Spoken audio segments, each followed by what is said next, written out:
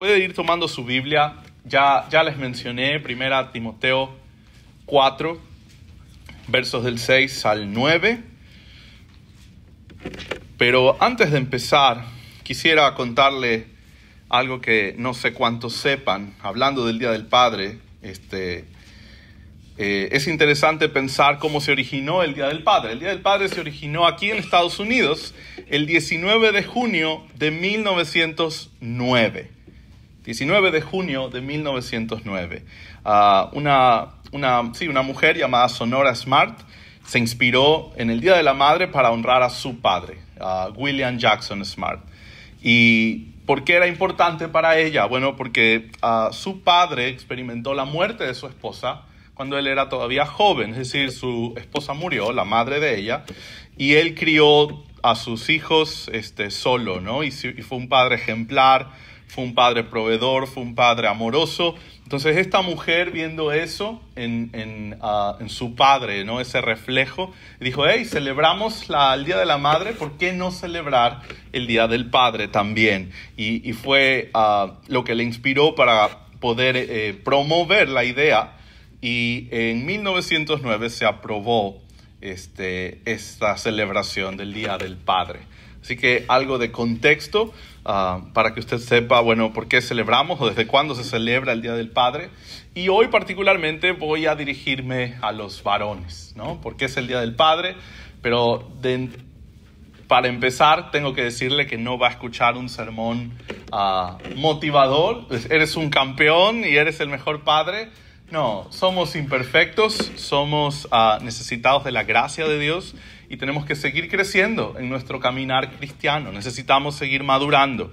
Y esto es lo que Pablo apunta en 1 Timoteo 4, versos del 6 al 9. Y quisiera que usted mire esto por un momento, lo vamos a leer juntos. 1 Timoteo 4, versos del 6 al 9.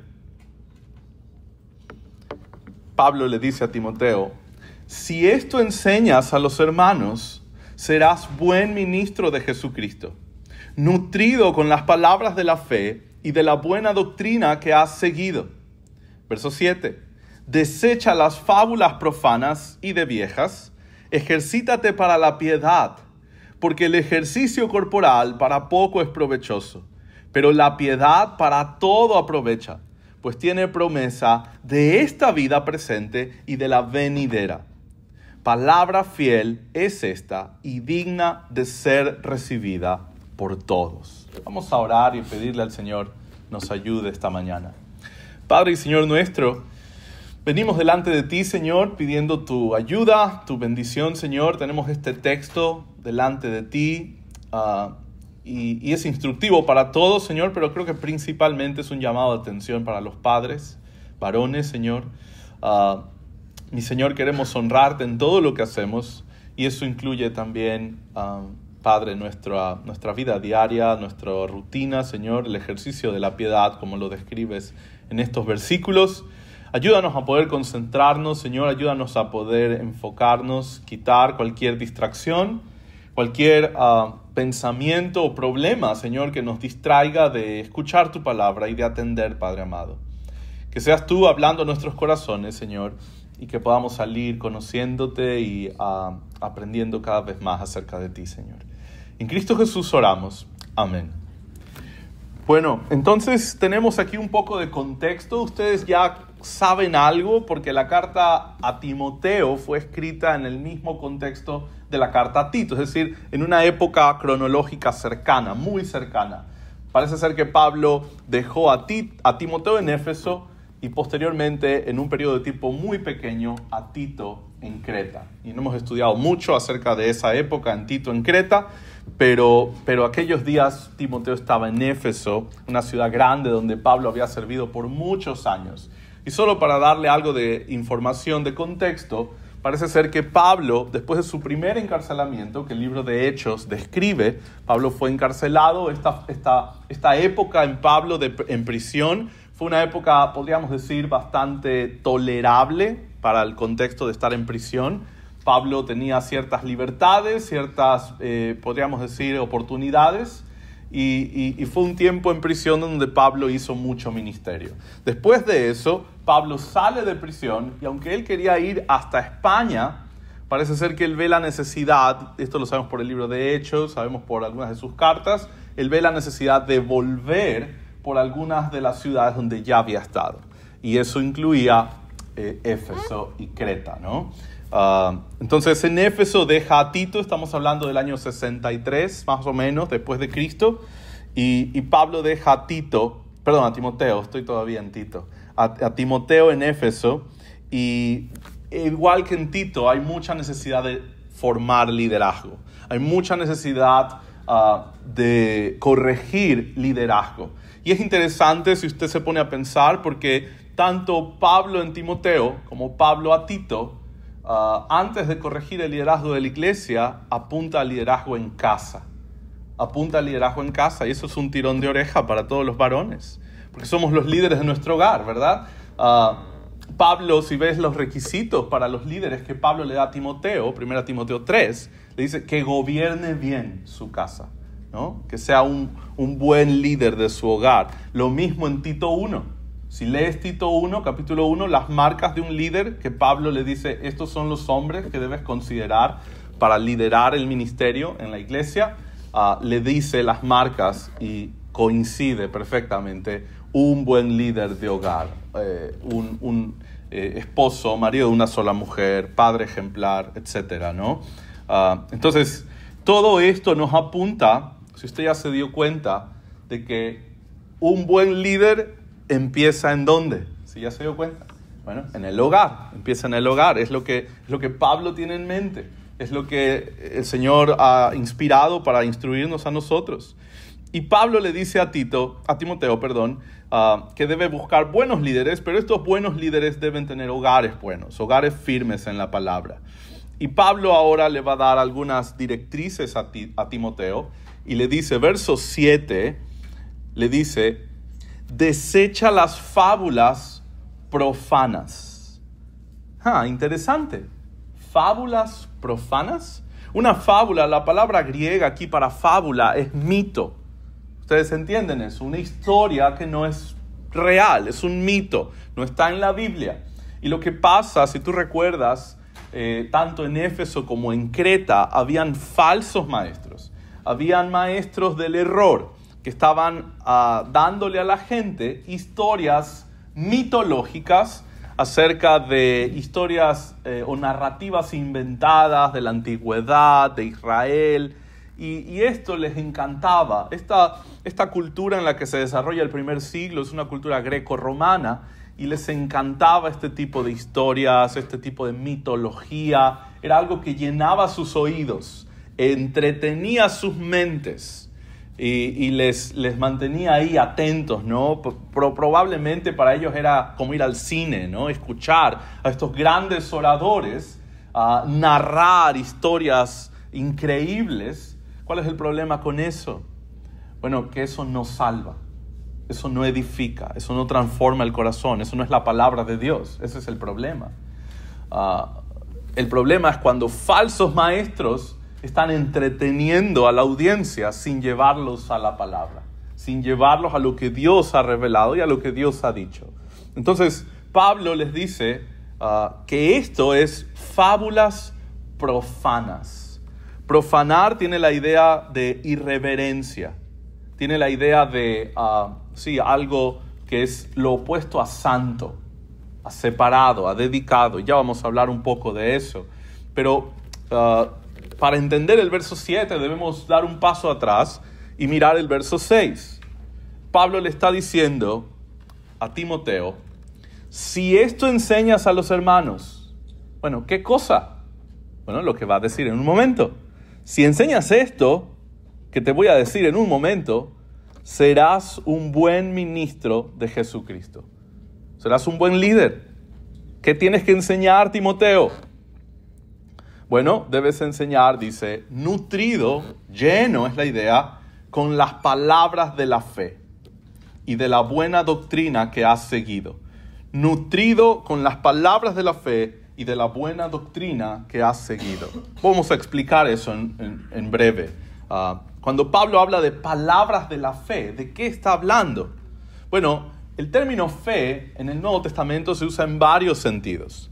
En un sentido se puede estar refiriendo a la esperanza que uno tiene en la palabra de Dios, por ejemplo. Yo tengo fe que la Biblia es verdad. Yo tengo fe que Cristo volverá. Es la confianza que uno tiene en una promesa. Eso es fe. Pero el sentido en el que Pablo la está usando acá no es el sentido más común de la palabra fe. Es un sentido que se está refiriendo al cuerpo de doctrinas, al conjunto de enseñanzas. Y esto no es extraño en Pablo. Pablo ya ha hecho alusión en otros pasajes a la fe en este sentido. Dice, la fe dada una vez a los santos. ¿Qué quiere decir? Bueno, la doctrina, el cuerpo de enseñanzas. Y solo para que usted vea que esto es más común de lo que parece, nosotros en nuestro lenguaje diario usamos las palabras en diferentes sentidos.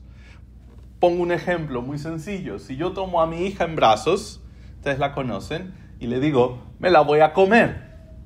¿Qué piensan? Bueno, la voy a llenar de besos, le voy a dar muchos abrazos, ¿no? La voy a apretar. Pero si tengo, no sé, un taquito de asada en mis manos y le digo, me lo voy a comer, estoy usando la misma palabra, pero el sentido es totalmente diferente. Y este es un ejemplo sencillo, a lo mejor un poco simple, pero nos ayuda a observar que una palabra puede usarse en más de un sentido.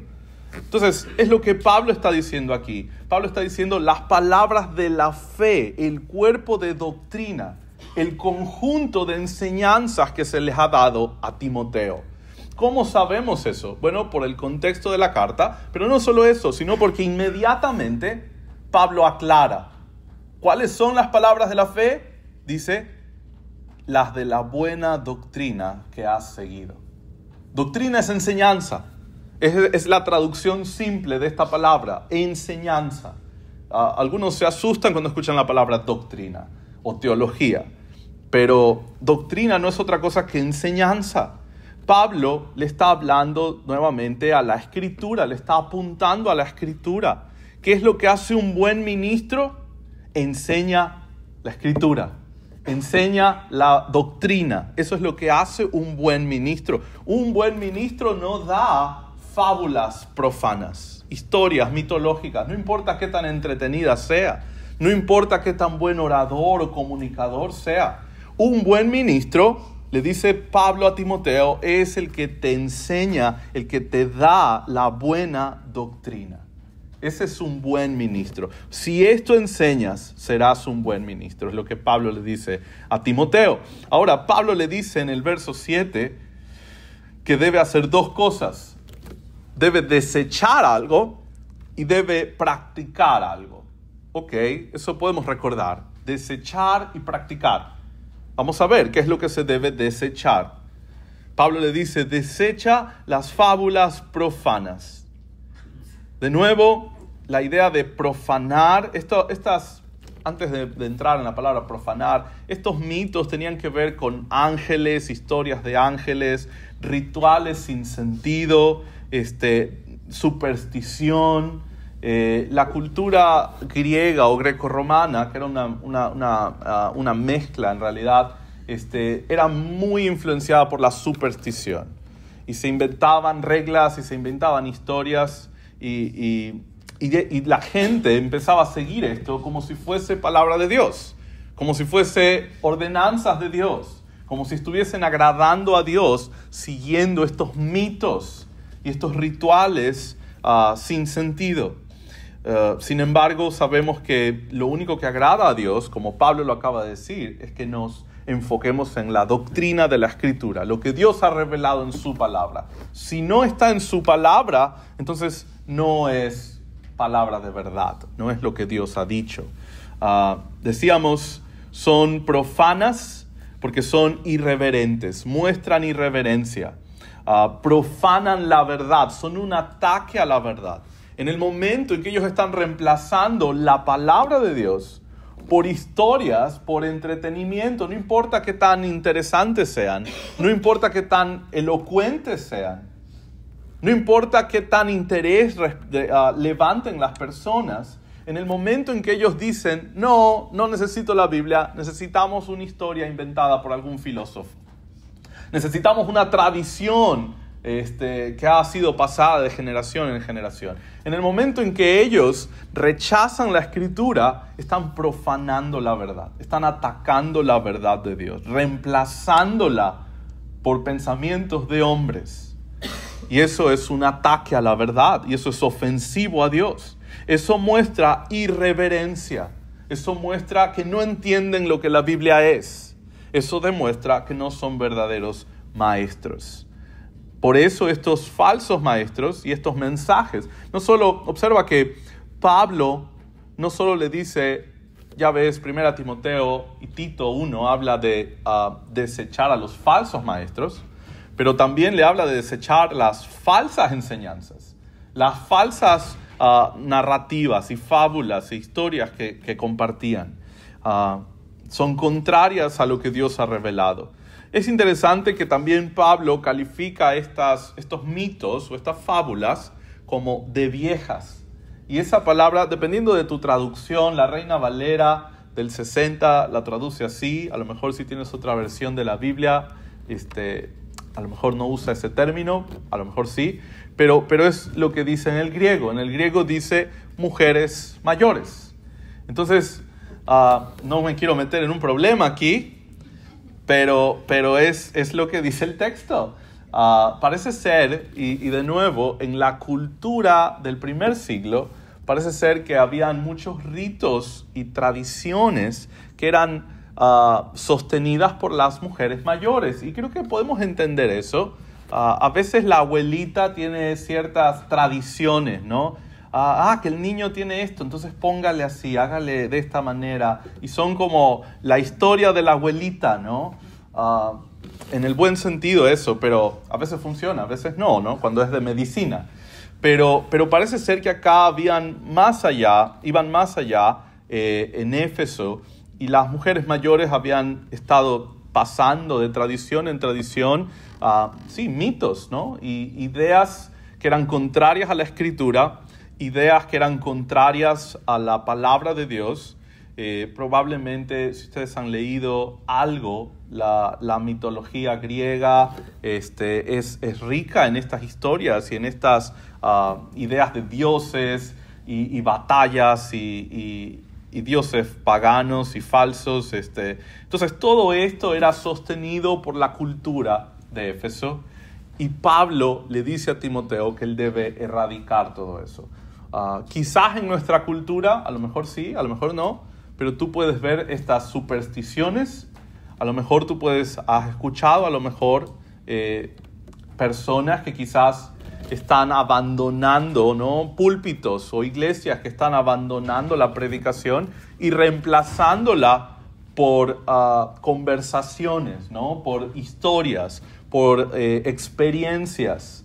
Cada vez es más común, tristemente, ver iglesias donde ya se ha reemplazado el estudio de la Escritura por conversaciones informales, casuales, experiencias de la vida y cuentos entretenidos, ¿no? Y eso atrae multitudes. Igual que en el primer siglo, igual que en el caso de Pablo con Timoteo en Éfeso. Así que esta era la costumbre en Éfeso, y podemos ver cierta similitud con las cosas que pasan hoy todavía, pero Pablo le dice, deséchalo. En 1 Timoteo 1:4, no pierdas 1 Timoteo 4, pero 1 Timoteo 1:4, Pablo le dice, ni presten atención a fábulas y genealogías interminables que acarrean disputas, más bien que edificación de Dios. Esto es interesante. Pablo, durante la carta a Timoteo, hace mucho énfasis. Parece ser que esto estaba arraigado en la cultura. Parece ser que era algo peligroso aún para la iglesia, ¿no? Caer en estas fábulas y conversaciones acerca de genealogías, de su descendencia, historias acerca de Moisés que no están en la Biblia, y ellos se entretenían mucho escuchando todo esto. Lo mismo le dice Pablo a Tito 1:14, si lo quieres anotar, pero le dice, no atendiendo a fábulas judaicas, ni a mandamientos de hombres que se apartan de la verdad. De nuevo, Pablo entiende que un buen ministro es aquel que te empuja a la verdad. Es aquel que te lleva a la verdad. ¿Cuál es la verdad? Parecería ser una pregunta compleja y profunda, pero en realidad es más sencilla de lo que parece. La Biblia la responde. Juan 17:17. Santifícalos en tu verdad, tu palabra es verdad. Podemos dar conceptos rebuscados acerca de la verdad y conceptos filosóficos, pero la definición más clara y más sencilla es la Escritura. Es lo que Dios ha revelado. ¿Dónde está la verdad? En la Biblia. Dios es el origen, la fuente de la verdad. No hay verdad fuera de Él. Él es el origen del conocimiento, es el origen de la sabiduría. Todo lo bueno viene de Él, Santiago 1. Si queremos conocer la verdad, entonces el único lugar al que debemos ir es la Escritura. Esto es lo que dijo Jesús varias veces, una y otra vez. Así que este texto, el verso 7, quiero que lo mires, está gobernado por una idea. Dice, ejercítate, debes desechar las fábulas profanas y de viejas, y ya viene el contraste, que es lo que debes practicar. Entonces, debo practicar la piedad. Ejercítate para la piedad. Pero hay algo que no quiero que pierdas de vista. ¿Cómo puedo ejercitarme en la piedad? El primer paso es estar nutrido con la doctrina buena. Ese es el primer paso. Por eso hicimos toda esta explicación. Porque no podemos entender cómo ejercitarse en la piedad si no entendemos lo que Pablo acaba de decir antes. Pablo le dice, debes predicar la palabra, debes enfocarte en la verdad, debes desechar cualquier cosa que te aleje de la Escritura. Solo entonces puedes conocer y ejercitar la piedad. Cuando te enfocas y cuando te sujetas a la autoridad de la Escritura. Cuando estudias la palabra. Si hay alguien que dice, no, yo no necesito estudiar la Escritura, ok, no vas a poder obedecer el verso 7. Porque es claro en el contexto que para obedecer el verso 7 debes estar nutrido con la buena doctrina. Debes estar alimentado con las palabras de la fe, ¿no? Que son la enseñanza. Así que esto nos hace recordar de que la enseñanza no debe ser superficial, la enseñanza no debe ser irreverente, la enseñanza no debe ser poco santa. Hay mensajes que tratan la Biblia con mucha superficialidad, tratan a la Biblia con mucha ligereza, ministerios que no edifican. Hay ministerios donde la palabra no es la prioridad, el estudio de la palabra no es la prioridad. La prioridad es entretener a las personas. La prioridad es subir el ego de las personas. Pero no es el estudio de la Escritura, donde en realidad entendemos es el deseo de Dios. Todo parte de conocer a Dios a través de su palabra. Es el origen de todo. Y algo que es interesante recordar, y lo voy a repetir, yo creo que lo he dicho antes ya, pero cómo tratamos la Biblia revela lo que pensamos acerca de Dios. Voy a repetir eso. ¿Cómo tratamos la Biblia? No me refiero al libro físico, ¿no? No, yo tengo la Biblia en una caja fuerte y en mi casa la tengo ahí puesta. No estoy hablando de ese trato. Estoy hablando de la forma en que usted se acerca a la Escritura. Su devoción, su estudio de la palabra, su interés por la Escritura. Su deseo de obedecer, como veíamos el domingo pasado, habla mucho, refleja, es un termómetro, nos dice a usted y a todos qué es lo que usted piensa acerca de Dios. Revela lo que usted piensa acerca de Dios. ¿Por qué? Porque la Escritura es la palabra inspirada, perfecta y suficiente que Dios nos ha dado. Como trato su palabra, revela lo que pienso de Dios en realidad. Así que Pablo les dice, solo para no perder de vista, debes desechar toda mentira, toda fábula, todo lo que se aleje de la Escritura, y debes practicar la piedad. Es el opuesto, es el contraste. Hay un contraste muy claro en el verso 7, desechar y ejercitar. Debo alejar, y esto es típico de Pablo, ¿no? Despojaos, vestidos del nuevo hombre, ¿no? Dejar lo viejo atrás, ahora vivir para Cristo. El que robaba ya no robe más, ahora trabaje para que pueda compartir con otros. Siempre Pablo está haciendo contrastes entre lo que no debes hacer, pero no te deja ir, sino que te dice, esto debes reemplazarlo por un aspecto positivo. Entonces no hay solamente que desechar la verdad, debo procurar ejercitarme para la piedad. Y ahora esto es muy interesante, porque el término ejercitar aquí en el griego tiene un sentido deportivo. A los varones nos gustan los deportes, ¿verdad? Algún deporte. Entonces, parece que a Pablo también. Pablo tenía aquí y usa un término deportivo para hablar de este ejercicio para la piedad. ¿Cómo eran los deportistas en el primer siglo? Bueno, en principio muy similar a los deportistas de hoy en día. En el primer siglo, los escritos de los historiadores narran que la gente o los deportistas se tomaban muy en serio su entrenamiento. Hoy en día, antes de ir al primer siglo, hoy en día, ¿cómo es un deportista de élite?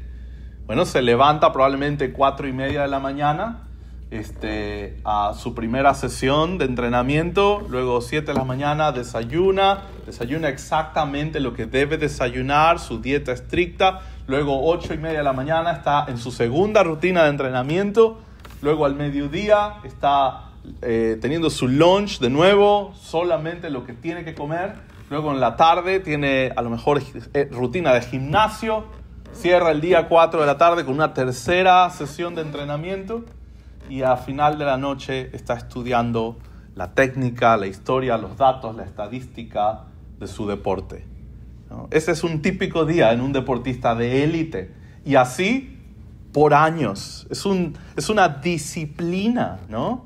Es un sacrificio, es un esfuerzo, es una entrega. Y así era en el primer siglo. Así también era en el primer siglo. Pablo usa este término y hay historiadores que narran acerca del rigor, y este es el término que usan, el rigor militar con el que los deportistas practicaban su disciplina. En la cultura del primer siglo, las olimpiadas y los eventos deportivos eran un gran asunto. Eran un evento notable en medio de la vida de la gente. Y no había un logro mayor para un deportista que la gloria olímpica. Ser condecorado era un honor, haber alcanzado la gloria olímpica. Y por eso entrenaban día y noche por años, toda su vida, para un día, para una competencia, para clasificar a un torneo, a una carrera. Y con la única meta delante de conseguir el premio y la presea, ¿no? Y Pablo entiende esto, y los lectores de Pablo entendían esto. El sacrificio y la disciplina que un deportista imprime para poder alcanzar el premio. Así que Pablo le dice, ejercítate para la piedad. Ejercítate para la piedad. Esfuérzate como un deportista, pero para la piedad. Ahora usted me va a decir, bueno, pero ¿qué es piedad? Y quiero resumirlo en términos muy sencillos y encontré un concepto que me pareció oportuno, me pareció claro. Piedad es vivir gozosamente en cada área de nuestra vida para la gloria de Dios. Piedad es vivir gozosamente cada área de nuestra vida para la gloria de Dios, para que Dios sea exaltado, para que Dios sea alabado. Buscar activamente una vida de devoción, que el nombre de Dios sea tenido en alto, es lo que motiva la piedad. Para ello debemos conocer a Dios. Para ello debemos estar nutridos con la palabra, porque es el único lugar donde podemos realmente conocer quién es Dios. Y eso motiva nuestro deseo de vivir para Él. ¿Por qué vivir para la piedad? No es fácil vivir para la piedad. Solo para entender, ¿no? En su trabajo, a lo mejor es un trabajo difícil, a lo mejor su jefe es difícil, o a lo mejor el mercado en el que usted se desenvuelve es difícil. Y es fácil hacer lo que todos hacen, ¿no? Es fácil ser un mal empleado, o es fácil no cumplir, o es fácil tal vez tomarlo con poca responsabilidad. Es lo que todos hacen. Es lo que es la costumbre. Bueno, a diferencia, aquel que quiere vivir para la piedad, quiere exaltar a Dios aun cuando es difícil. Que la gente no diga, ¡ay, qué bueno que es Pablito! Creo que no hay ningún Pablito aquí, espero. No quiero que nadie se lo tome personal. O qué bueno que es fulano, ¿no? Eso sí no hay. No, lo que queremos es qué gran Dios tiene fulano. Qué poderoso el Dios de fulano que lo ha transformado en Cristo de tal manera que hace un trabajo excelente, ¿no? Y si alguien te dice, hey, qué buen trabajo que haces, eres el más esforzado de todos los trabajadores, te felicito. Sí, gracias, jefe. Es que yo soy muy bueno, es que desde chiquito soy muy trabajador. No, es que tengo un Dios poderoso, es que yo lo hago para mi Señor, es que Cristo me transformó. Debemos darle la gloria a Dios y articularlo y comunicarlo. Lo hacemos, sí, vivimos una vida de piedad, pero el fin de la piedad es que Cristo y Dios sean exaltados. Ese es el fin de las cosas que hacemos. ¿Por qué amamos a nuestra familia en la forma en lo que hacemos? Para que cuando la gente vea, diga, alabado sea el Señor. Yo quiero conocer ese Dios de esas personas que aman y que trabajan y que se esfuerzan de una forma en que yo nunca he visto. Qué poderoso es el poder de Cristo para transformar ese pecador. Yo lo conocía antes y es otra persona. Es otra persona. No lo conozco ahora. ¿Qué pasó? Bueno, Cristo obró en ese corazón. Y ahora esa persona quiere vivir para exaltar, para la gloria de Dios. Para que la gente hable bien de Dios, en términos sencillos. Yo quiero vivir para que la gente que conoce mi vida hable bien de Dios. Eso es lo que motiva la piedad. Por eso hacemos lo que hacemos. De nuevo, es difícil vivir en un mundo caído, un mundo que ama el pecado. Es difícil vivir en piedad. Es difícil. Es difícil practicar la piedad en el hogar cuando tienes tal vez niños que no hacen caso, ¿verdad? Es un reto.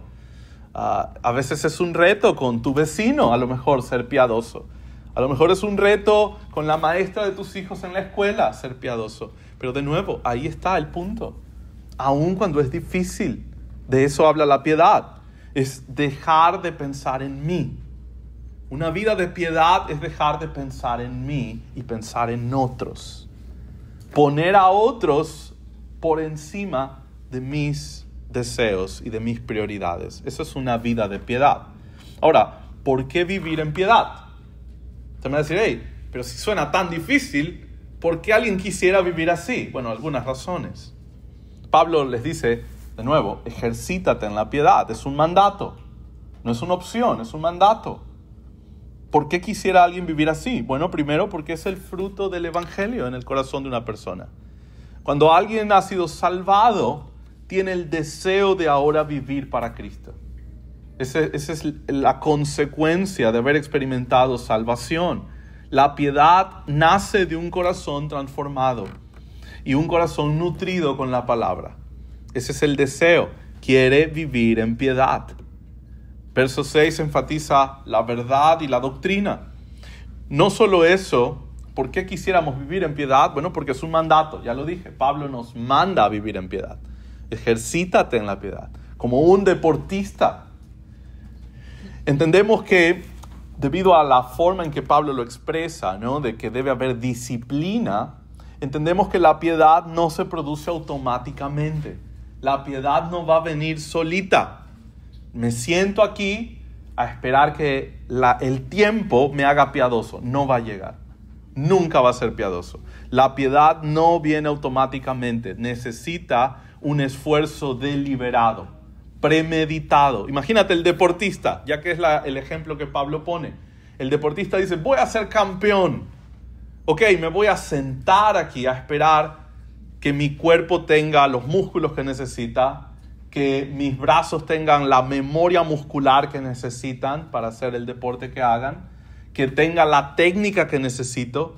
Ok, me voy a sentar a esperar que eso pase. No va a pasar automáticamente. Requiere disciplina y constancia. Bueno, así es la piedad. Requiere disciplina, constancia, requiere profundizar en la Escritura, requiere profundizar en la práctica de la piedad, ¿ok? Premeditadamente, ¿ok? ¿Cómo voy a buscar ser más piadoso esta semana? Ese es el objetivo. Quiero ser más piadoso esta semana. ¿Cómo lo voy a hacer? Voy a meditar en eso. Voy a meditar en lo que Pablo me está diciendo. ¿Cómo puedo practicar una vida más piadosa en el hogar, o en el trabajo, o en la iglesia? Ok, si piedad es vivir de una forma menos egoísta y de que otros hablen bien de Dios y de Cristo, ¿cómo puedo hacerlo en mi trabajo? ¿Cómo puedo hacerlo en mi casa? ¿Cómo puedo hacerlo entre mi familia, tal vez, ¿no? La gente que me conoce. La piedad es importante, no solo por todo lo que hemos dicho, pero también tiene una recompensa eterna. Verso 8. Pablo dice en el verso 8, dice: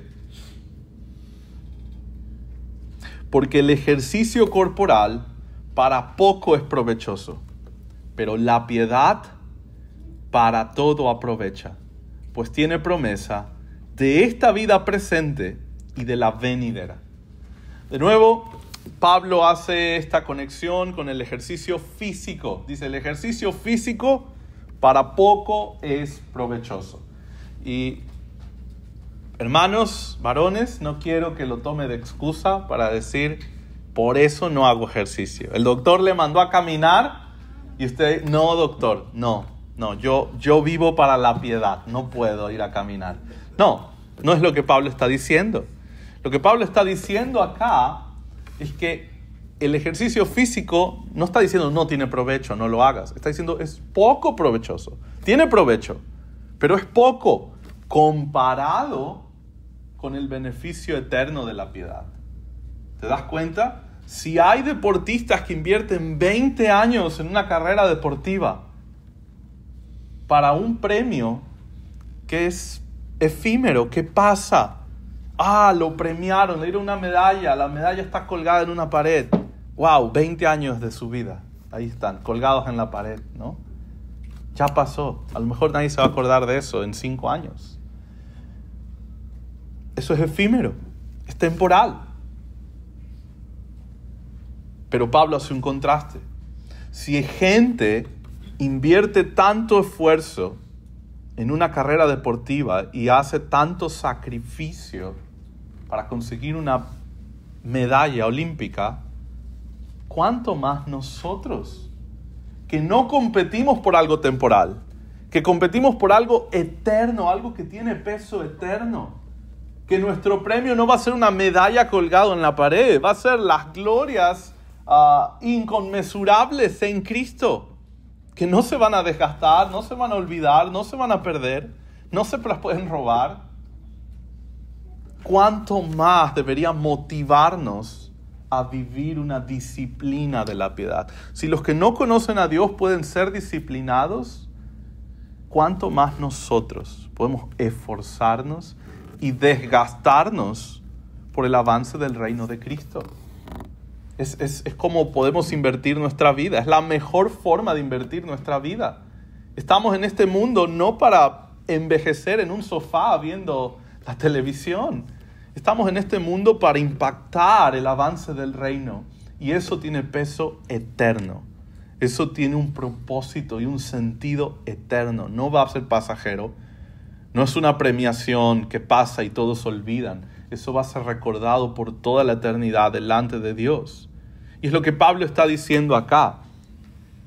Ejercítate en la piedad porque tiene beneficio para esta vida y para la venidera. ¿Cómo? Ok, quiero entender cómo puede tener beneficio eterno. Bueno, en muchos sentidos. Usted puede impactar, la vida de una persona y el Señor puede usar su testimonio, su inversión en la vida de esta persona para salvarle. Ahora esta persona eternamente va a ser su hermano en Cristo y va a estar junto con usted adorando al Señor por los siglos. Eso tiene peso eterno. Como una madre o un padre, yo sé que dije que me iba a enfocar en los padres, pero hablo de los dos. ¿Cómo pueden hacer algo que tenga peso eterno? Invertir en la crianza de sus hijos, criarles en el temor de Dios. Recuerda a la madre de Spurgeon, hemos hablado, me parece, de eso. La madre de Spurgeon, hay varios escritos acerca de cómo la madre de Spurgeon oraba por la salvación de sus hijos a la hora de la comida y cómo les exhortaba a arrepentirse y a creer en Cristo. La obra de esa madre, claro que tiene un peso eterno. Claro que tiene un peso eterno. Su hijo fue usado grandemente y trajo a muchos a Cristo. Y no solo eso, sus sermones siguen hoy siendo de bendición para muchos. Y de nuevo, no sabemos cómo el Señor va a usar. A veces ni nos enteramos. A veces nuestro trato piadoso hacia alguien le impacta tanto y nosotros ni enterados, ¿no? No sabemos. Pero fue un gran impacto. A veces han habido casos donde una persona viene y a lo mejor le dice, oye, ¿te acuerdas lo que hiciste por mí hace 6 años, hace 5 años? Cambió mi vida. Y uno dice, pero si fue algo pequeño, ¿no? Yo lo hice para el Señor, yo lo hice porque quería servir. Pero el Señor lo usó para impactar profundamente la vida de otros. Y de nuevo, no sabemos el efecto de una vida piadosa. Es algo que le dejamos al Señor. Pero el punto es que fácilmente puede tener un peso eterno. Si usted vive una vida piadosa en el hogar, sus hijos crecen en el temor del Señor, claro que eso tiene un peso eterno. Claro que tiene un valor eterno. Sus hijos van a conocer al Señor, van a ser librados de la destrucción. Eso tiene un peso glorioso. Finalmente, estamos aterrizando ya. ¿Por qué queremos vivir en piedad? Porque refleja el carácter de Cristo. Refleja el carácter de Cristo. Es la forma en la que Cristo vivió. Cristo vino a servir, no a ser servido. Cristo merecía que le lavemos los pies, pero Él lavó los pies. Cristo vino Él a servir a otros. Él nos enseñó más gozoso es dar que recibir. Y el mundo no entiende esto. El mundo dice, no, pues a mí me encanta que me den regalos y me cuesta mucho dar regalos. Yo no disfruto dar regalos. Bueno, es que claro, no entienden el gozo de dar, no entienden lo que Cristo ha hecho, no entienden la piedad. Piedad es vivir para el gozo de que Dios se ha exaltado, como dijimos, en la forma en que tratamos a otros. No para vivir egoístamente. Es lo opuesto de piedad. Una vida egoísta es lo opuesto a una vida piadosa. Es desgastarnos por el beneficio espiritual de otros. Es el centro de una vida piadosa y lo hacemos con gozo porque queremos simplemente que el Señor sea exaltado. Que cuando la gente vea nuestra vida, hable bien del Señor. Que el Señor nos guarde. Oremos, hermanos, oremos que debido a nuestra vida la gente hable mal de Cristo. Que el Señor nos libre de eso. Que debido a la forma en que vivimos, la gente hable feo de Cristo. Oremos que el Señor nos proteja, que nos cuide. Es el ejemplo que Cristo nos dio. Algunas aplicaciones prácticas, me estoy quedando sin tiempo, pero ¿cómo puedes crecer en piedad? Bueno, evaluar. Estoy viviendo de forma piadosa, evaluarlo diariamente. Es una disciplina. La disciplina es diaria. Es constante. Pablo te llama, ejercítate en la piedad. Tú dices, no, todos a fin de año decimos, este año empiezo a hacer ejercicio y a comer menos, ¿no? Decimos, usualmente. Y hay gente que se lo propone. Entonces empieza la disciplina y sale a hacer ejercicio y cuida sus calorías y empieza disciplinadamente y se esfuerza. Bueno, ¿cuánto más esa rigurosidad aplicada a la forma en que vivimos? A la forma, estamos viviendo piadosamente. Porque eso es lo que Pablo nos llama. Ejercítate. Si te das cuenta, un hombre no es campeón en la primera semana. Un deportista no es campeón en la primera semana. Oh, tengo una semana entrenando, ya soy campeón. No, lleva tiempo. Debe mejorar la técnica, debe practicar, prueba y error. Debe revisar, evaluar qué hizo bien, qué hizo mal, qué puedo hacer mejor. Eso es disciplina. Bueno, así es la piedad. Tú no vas a hacer todo lo piadoso que debe ser la primera semana, ni la segunda, ni el primer mes. Es un trabajo para la vida cristiana. Toda la vida vamos a practicar la piedad. Y lo ideal, la idea, es que el Señor te va a ayudar y vas a mejorar cada vez más. Cada vez vas a ser más piadoso debido a lo que Cristo va haciendo en ti, lo que va madurando y vas creciendo en la palabra y en la obediencia, tanto en la fe como en la práctica. Así que una respuesta práctica a cómo ejercitar la piedad es valorar primero. ¿Estoy siendo piadoso? ¿Estoy viviendo para que Cristo sea exaltado en mi vida? ¿Lo estoy haciendo con gozo? ¿O lo estoy haciendo obligado? ¿O lo estoy haciendo porque me están mirando? Desarrolla una rutina espiritual. Toma notas. Hoy hice esto y funcionó. Hoy me gustó leer la Biblia a esta hora. Estoy leyendo este libro. Mira, nuestra memoria es afectada por el pecado y tiene la tendencia a olvidar lo bueno con mucha facilidad y a recordar lo malo con mucha facilidad. Si tú tienes un niño en casa, te das cuenta.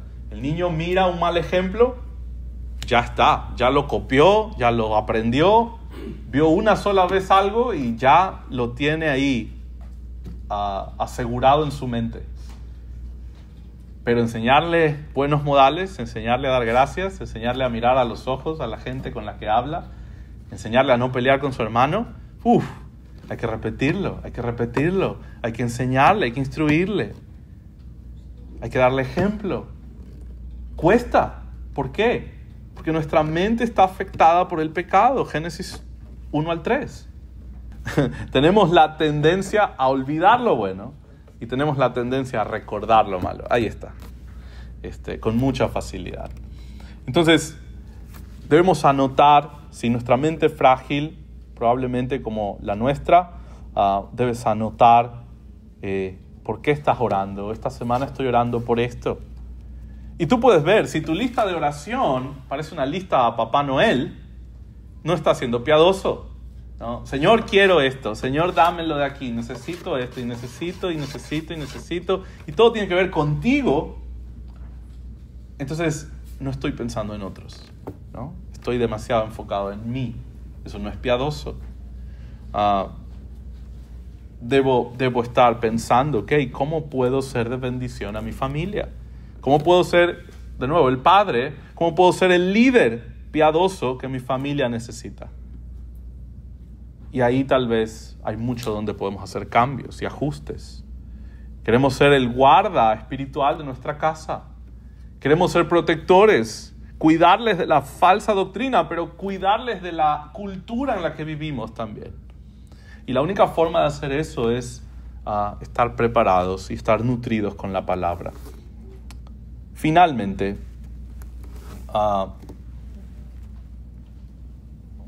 un ejemplo de alguien que actúa en piedad. No sé si ya lo he dicho aquí, pero me parece una buena forma de terminar. Hechos 7:54, tú conoces a Esteban. Hechos 7:54 habla de la muerte de Esteban. Dice el texto: oyendo estas cosas, se enfurecían en sus corazones y crujían los dientes contra él, es decir, contra Esteban. Pero Esteban, lleno del Espíritu Santo, puestos los ojos en el cielo, vio la gloria de Dios y a Jesús que estaba a la diestra de Dios. Y dijo: he aquí veo los cielos abiertos y al Hijo del Hombre que está a la diestra de Dios. Entonces ellos, dando grandes voces, se taparon los oídos. Esteban estaba hablando de Cristo y ellos se enojaron aún más, tapaban sus oídos, no querían oír de Cristo. Y arremetieron a una contra él. Esto despertó aún más este enojo salvaje que tenían contra Esteban en este momento. Y echándole fuera de la ciudad, le apedrearon. Y los testigos pusieron sus ropas a los pies de un joven que se llamaba Saulo, que luego sería conocido como Pablo y escribiría la mayor parte del Nuevo Testamento. Verso 59, pero no es de Pablo que estamos hablando. Verso 59. Y apedreaban a Esteban mientras él invocaba y decía: Señor Jesús, recibe mi espíritu. Y puesto de rodillas, clamó a gran voz: Señor, no les tomes en cuenta este pecado. Y haciendo esto, y habiendo dicho esto, durmió, es decir, murió. Es increíble pensar en esto. A Esteban lo están apedreando, lo están matando, lo están golpeando. Y uno pensaría humanamente, nuestra carne, ¿qué quisiera? Venganza.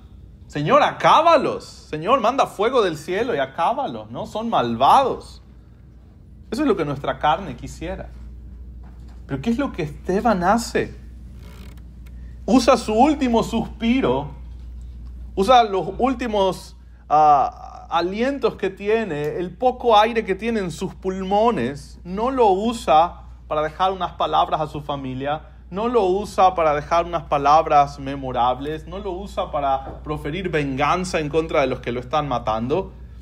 Usa su último suspiro para pedirle al Señor que no les tome en cuenta ese pecado, es decir, el haberlo matado. Señor, no les castigues por este pecado. Perdónalos.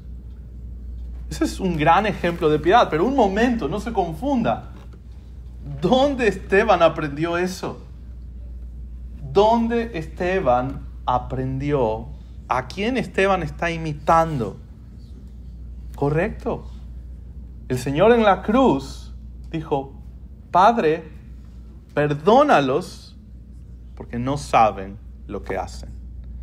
Si queremos tener una vida piadosa, debemos mirar a Cristo y debemos imitarle a Cristo en su vida y, como Esteban, aún en su muerte. Oremos. Padre y Señor nuestro, gracias te damos por este recordatorio, Señor, particularmente pensando en los padres en este día. Ayúdanos, Señor, es un reto, es una disciplina que debemos practicar y debemos sacrificialmente obedecer, Señor. Ayúdanos a ser los líderes, Señor, que tú buscas, Padre. Ayúdanos a tener hogares fuertes, que obedecen tu palabra y que viven de forma piadosa para la alabanza de tu nombre y que traen peso eterno, Señor. Que podamos correr no por una medalla temporal, sino por, Padre, las glorias eternas que tú has reservado para los que te aman, Señor. Padre amado, ayúdanos, Señor, a poder ver la hermosura de Cristo y poder desear seguirle, Señor. Ayúdanos a poder ver nuestra vida y poder sentir el peso de nuestra desobediencia cuando no te agradamos, Señor. Y que podamos clamar a ti en perdón, en arrepentimiento, confiando en Cristo como aquel que puede cambiar nuestra vida hacia la piedad, Señor. En Cristo Jesús oramos y pedimos que sigas bendiciendo este día, Padre amado. En su nombre oramos. Amén.